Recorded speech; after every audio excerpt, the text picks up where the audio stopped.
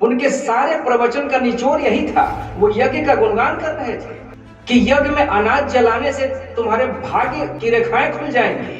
यज्ञ करेंगे तो देवता खुश हो जाएंगे, देवता खुश हो जाएंगे तो आपकी किस्मत अच्छी हो जाएगी, आपके जीवन में सब कुछ अच्छा अच्छा होने लगेगा। अब इससे ज्यादा मूर्खता की बात और कुछ हो सकती है?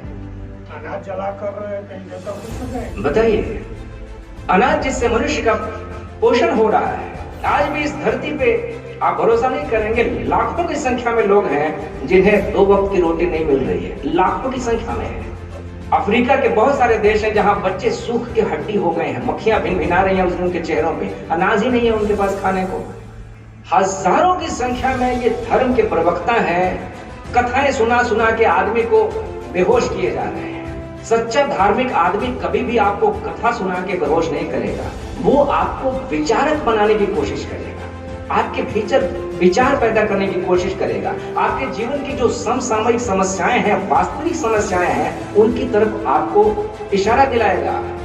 प्रदूषण आपको समस्या की तरह नहीं लग रही है? प्रदूषण हमारे जीवन की वास्तविक समस्याएं हैं, भोजन में मिलावट हमारे जीवन की वास्तविक समस्याएं हैं।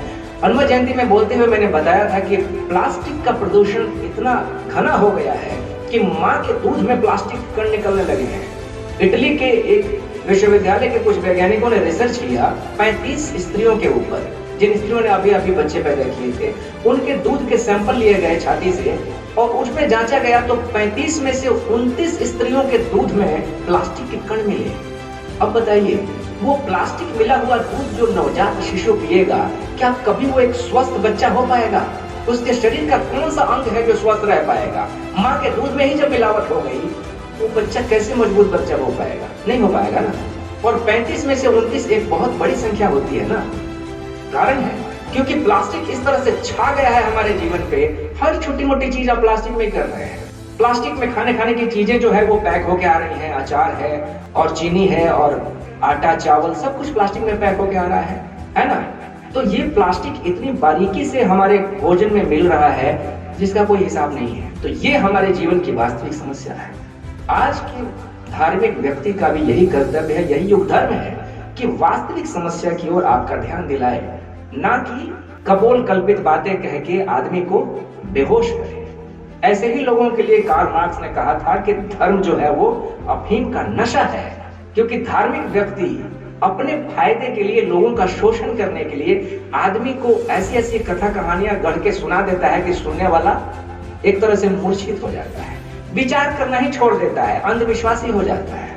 अभी कुछ साल पहले की बात है, ज्यादा दिन नहीं हुई, लॉकडाउन के ही दौरान की बात है। बनारस की घटना है। वहां पे एक मुख्यमंत्री गए और उन्होंने गंगा में दूध बहाया, तो उस पर विवाद छिड़ा।